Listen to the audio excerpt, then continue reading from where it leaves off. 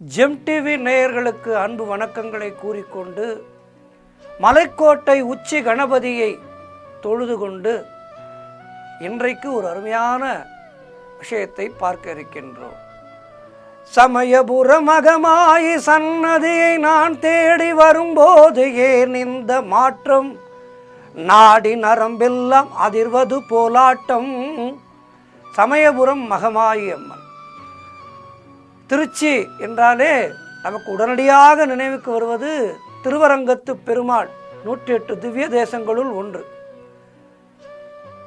அதேபோல் சக்தி பீடங்களிலே முக்கியமானதாக கருதப்படுகின்ற சமயபுர மகமாயி அம்மன்.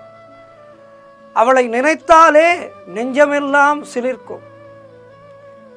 வேண்டுவோர்க்கு வேண்டும் வரங்களை தந்து பக்தர்களுக்காக தான் பட்டினி இருக்கின்ற ஒரே தெய்வம் சமயபுர மகமாயி. இந்த சமயபுர மகமாயி அம்மன் ஆலயத்தினுடைய சிறப்புகளை பற்றியெல்லாம் இன்றைக்கு சிந்திப்பதற்கு தாய் நமக்கு உத்தரவிட்டிருக்கின்றார். இந்த தாயினுடைய உத்தரவோடு இந்த சமயபுர மகமாயி அம்மனை பற்றி கொண்டால் அவள் சமயத்திலே வந்து நம்மை காப்பவள். நமக்கு என்னவெல்லாம் கிடைக்கும்.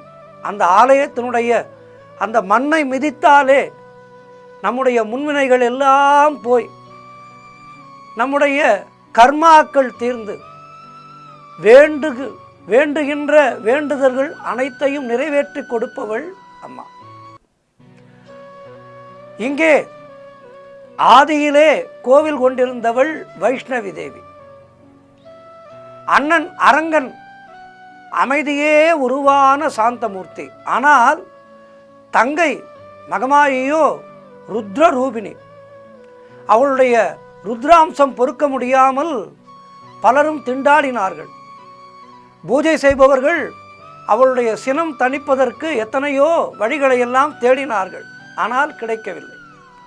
இப்படியே காலம் போய்கொண்டிருந்தது.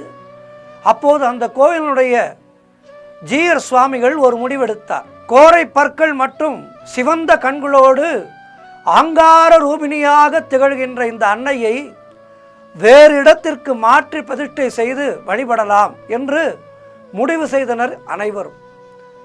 அன்னையினுடைய திருவுருவை சுமந்து கொண்டு பக்தர்கள் காட்டுப்பாதையிலே பயணித்தார்கள். ஒரு காலத்திலே இந்த காட்டுப்பாதையை கடந்ததும் கைவிடப்பட்ட ஓர் அரண்மனை மேட்டை அடைந்தார்கள் பக்தர்கள். அது ஒரு பெரிய கோட்டையாக இருந்தது. ஆனால் கைவிடப்பட்ட கோட்டை. யாரும் அங்கே ஜனப்புழக்கம் இல்லை. சோழ மன்னன் ஒருவன் தன்னுடைய தங்கையை கங்க நாட்டு மன்னன் ஒருவனுக்கு மணம் முடித்து அவர்களுக்கு சீதனமாக தர கட்டிய கோட்டை இந்த கோட்டை. அதுவே கண்ணனூர் என்று அழைக்கப்பட்டது. பிற்காலத்திலே பாண்டியர்களுடைய படையெடுப்பால் கோட்டையும் அதை சுற்றி இருந்த நகரமும் முற்றிலுமாக அழிக்கப்பட்டு விட்டது. அந்த இடம் வேப்பங்காடாக திகழ்ந்தது. வேப்ப மரங்கள் அடர்ந்த இடமாக திகழ்ந்தது. இந்த வேப்பங்காட்டுக்குள் இருந்த அரண்மனை மேட்டை அடைந்த ஸ்ரீரங்கத்து பக்தர்கள் இதுவே அம்பாள் கோவில் கொள்ள தகுந்த இடம் என்று முடிவு செய்து ஓர் ஓலை குடிசை கட்டி அம்பாளுடைய திருவுருவை அதிலே வைத்துவிட்டு அப்படியே சென்று விட்டனர். கண்ணனூரிலே கோவில் கொண்ட அம்மன் அவள் என்பதால் கண்ணனூர் மாரியம்மன் என்று அவளுக்கு பெயர் ஆயிற்று. வேப்பங்காற்று கொஞ்சம் கொஞ்சமாக அம்பாளை குளிர வைத்தது. கொஞ்சம் கொஞ்சமாக சாந்தமானாள் தேவி. தான் கோவில் கொண்ட இடத்தை செழிக்கச் செய்ய மனம் கனிந்தாள். அன்னை அல்லவா அவள். இந்த நிலையிலே தென்னாட்டின் மீது படையெடுத்து வந்த விஜயநகர மன்னர் தன் படைகளோடு கண்ணனூர் காட்டிலேயே முகாமிட்டார். பாருங்கள் தெய்வம் எப்படி எல்லோரையும் ஒன்று சேர்க்கின்றது என்று. அப்போது அங்கிருந்த அம்மன் ஆலயத்துக்கு சென்று வழிபாடு செய்தான். அன்னையினுடைய தோற்றமே அவனுக்கு பெரும் தைரியத்தை கொடுத்தது. தாயே, நான் தொடங்க போகும் போரிலே எனக்கே வெற்றி கிடைக்க அருள்வாயாக. போர் முடிந்து முடிசூடியதும் திரும்பி வந்து உனக்கு ஒரு அற்புத கோவிலை நான் கட்டி கொடுக்கின்றேன் என்று வேண்டிக் கொண்டான் மன்னன். கண்ணபுரத்தால் இனம் வேண்டிக் கொண்டால் இதுதான் கிடைக்காது. வெற்றி அவன் வசமானது. பெரிய வெற்றியை பெற்றான் மன்னன். திரும்பி வந்த மன்னன் பரிவார தெய்வங்களாக விநாயக பெருமானையும் கருப்பண்ண சுவாமியையும் பிரதிஷ்டை செய்து கோவிலை கட்டி குடமுழுக்கு விழா நடத்தி நித்திய பூஜைக்கான ஏற்பாடுகளை எல்லாம் செய்து வைத்தார். அதுவே மாரியம்மன் கோவில்களுக்கெல்லாம் தலைமை பீடமாக திகழும் சமயபுரம் மாரியம்மன் கோவிலாகும். ஏழைகளுக்கு இறங்குபவள் அந்த தாய். நீதி வழங்குவதிலோ ஈடு இணையற்றவள் சமயபுர மகமாய். பாதிக்கப்பட்டவருடைய கண்ணீருக்கு இங்கே நிச்சயமாக பதில் கிடைக்கும். தீராத வியாதிகளை எல்லாம் தீர்த்து வைப்பவள். அம்மா என்று அழைத்தால் ஓடி வந்து காப்பவள் கருணையே வடிவான அந்த சமயபுர மகமாய். அதனால்தான் இன்றைக்கும் லட்சோப லட்சம் பக்தர்கள் நாடி வந்து வணங்கி செல்கின்றனர். நமக்கெல்லாம் சுகவாழ்வு தரும் சுகாசினி அவள். கருவறையிலே அம்பாள் சுகாசினியாக காட்சி தருகின்றாள். 27 நட்சத்திரங்களின் ஆதிக்கங்களையும் தன்னுள்ளே அடக்கி 27 எந்திரங்களாக திருமேனி பிரதிஷ்டையிலே அங்கு அருள்பாலிக்கின்றார் அம்மா. அதனால்தான் எல்லா விதமான ராசிக்காரர்களுக்கும் எல்லா நட்சத்திரக்காரர்களுக்கும் இந்த கோவிலானது ஒரு பிணிதீர்க்கும் அருமருந்தாக இருக்கின்றது. இவளுடைய திருமேனியோ மூலிகைகளால் ஆனது. எனவே அன்னைக்கு அபிஷேகம் கிடையாது, உற்சவருக்கு மட்டுமே அபிஷேகம். அம்மனுடைய பாதங்கள் இன்றைக்கும் உள்ளன. இங்கு மலர் சூடி தீபம் ஏற்றி வழிபட்டால் அவர்களுடைய எல்லா வேண்டுதல்களும் நிறைவேறும் என்பது ஐதீகம். இரவு நேரத்திலே அன்னை இங்கே சூக்ஷ்ம ரூபத்திலே வலம் வருவதாக ஐதீகம். அவ்வாறு அன்னை நகர்வலம் வருகையிலே அன்னையினுடைய கால் கொலுசு ஒலி கேட்கும் பாக்கியம் பெற்றவர்கள் அநேகர்.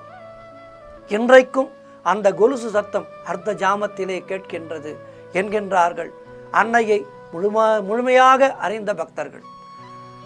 சமயபுர மகமாயி வேப்பங்காட்டிற்கு அருகிலே குடிகொண்ட காரணத்தினாலே தீராத நோய்களை எல்லாம் தீர்ப்பவளாக இருக்கின்றார். நோய்களின் அதிபதியான மாயாசூரன் பூலோகத்திலே நோய்களை பரப்பி மக்களை துன்புறுத்தினார். இதனால் அன்னையினுடைய பக்தர்கள் எல்லாம் பாதிக்கப்பட்டனர். இதை கண்டு கோபம் கொண்ட பார்வதி தேவி மாயாசூரனை வதம் செய்யும்படி தன் அம்சமான மாரியம்மனை அனுப்பினார். மாரியம்மன் மாயாசூரனையும் அவன் சகோதரர்களையும் வதம் செய்தார். பின் அவர்களின் தலையை ஒட்டியானமாக அணிந்து கொண்டு நோய்களின் கொடுமைகளிலிருந்து மக்களை காப்பாற்றி அருள் புரிகின்றாள்.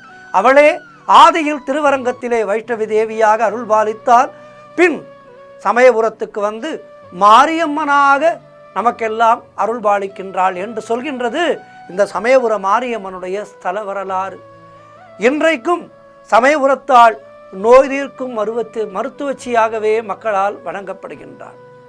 அம்மை நோய்க்கு சமயபுர மகமாயி அம்மனுடைய அந்த வேப்பிலை தீரா ஒரு அருமையான மருந்து. எப்படிப்பட்ட நோய்களையும் தீரா நோய்களையும் தீர்க்கக்கூடிய அருமருந்து அன்னையினுடைய இந்த வேப்பிலை.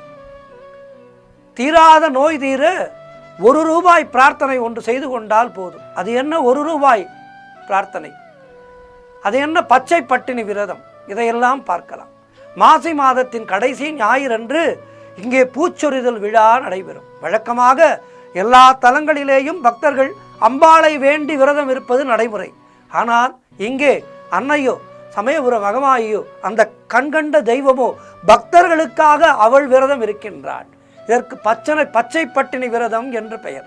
மாசி மாத கடைசி ஞாயிறன்று நடைபெறும் பூச்சொரிதல் திருவிழாவோடு அம்மனுடைய இந்த விரதம் தொடங்குகின்றது. பூச்சொரிதலின் போது அம்மனுக்கு பூக்கள் வந்து குவியும்.